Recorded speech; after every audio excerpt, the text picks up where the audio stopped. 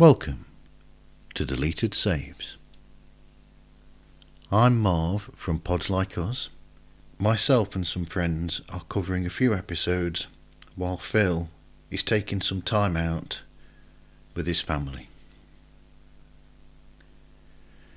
Back in 1982, Commodore Computers released the home computer known as the Commodore 64 after the success that they had had with another home computer called the VIC-20.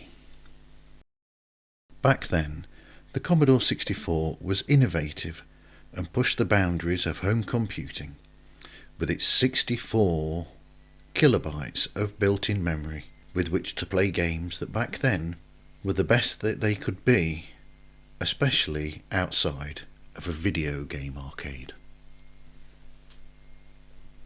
Another company, Sinclair Computers, released the competing Sinclair Spectrum around the same time with its 48 kilobytes of memory, creating a similar competition to that of the PlayStation and the Xbox of today. However, that system will be looked into by another friend. All I will say on this is what I say about Star Trek or Star Wars. Why choose? They both have their own positives. Now, as someone who has a lot of fond memories of playing games on this computer, I could have chosen any number of titles. But here I've chosen to look at a game that I see as being one of the original home computer based games that offered the ability to compete against each other, which often meant that a group of us at times would be playing against each other and taking turns.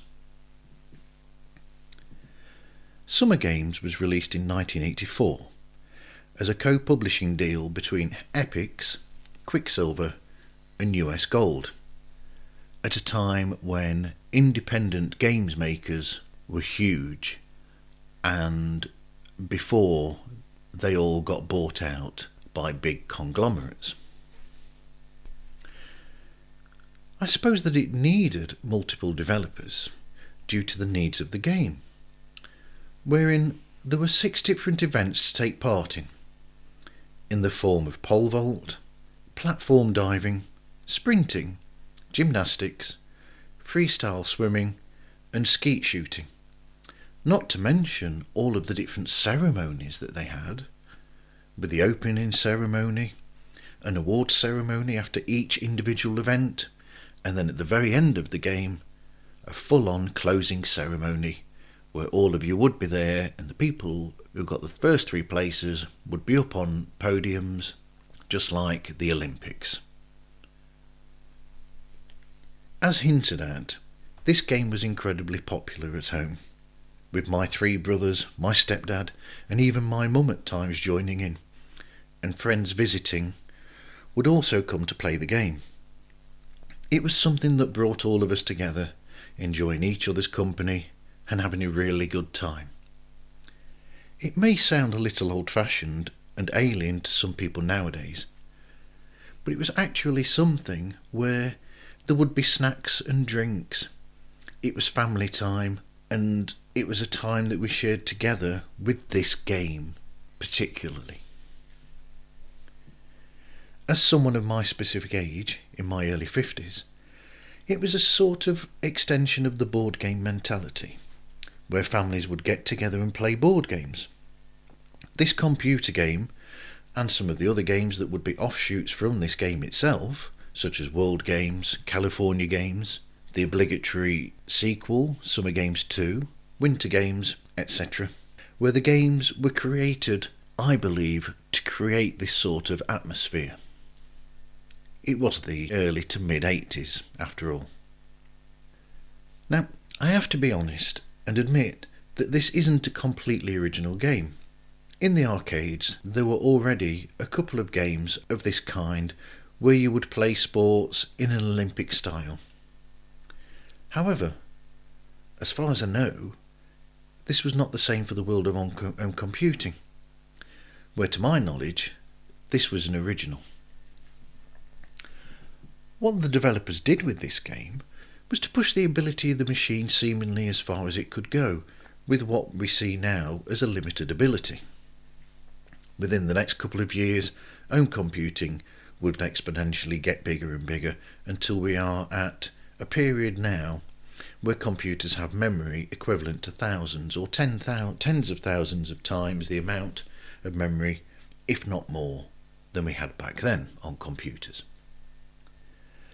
But back then, we had what we had, with this ability. This game pushed that to its limit, bringing a game that was the best that you could get, at least on that system. You could understand what was going on in the game. You could see the characters doing the actions, and to a degree, looking back, you could tell what was going on in the background. Even incidental things like birds flying across the sky in the background, and those sorts of things. That attention to detail added so much. The game was received really well, becoming a best-selling game, and a game that deservedly is looked back on as a great game by many people who played it back then. It was a high point for that sort of game, but of course as times move on, graphics got better, memory got larger on those computers, as did sound, music and other things. It's the way that technology is. As I said, released in 1984 for the Commodore 64, it would eventually be ported over to the Apple II, the Atari 2600, the Atari 7800, the Atari 8-bit family, and the Sega Mega System. To me, there is a nostalgia to this game, and that nostalgia is full of memories of fun, laughter, and so much enjoyment. Maybe with the odd bit of competitive ego in there from one or two people. Would I play the game again if I could? Absolutely. Would I suggest it to people nowadays? I would, but on the proviso that people must realise in today's generation that things weren't back then the way that they are now. Just enjoy the games for what they are. They are enjoyable if you can just let yourself go and have fun. Thank you for listening.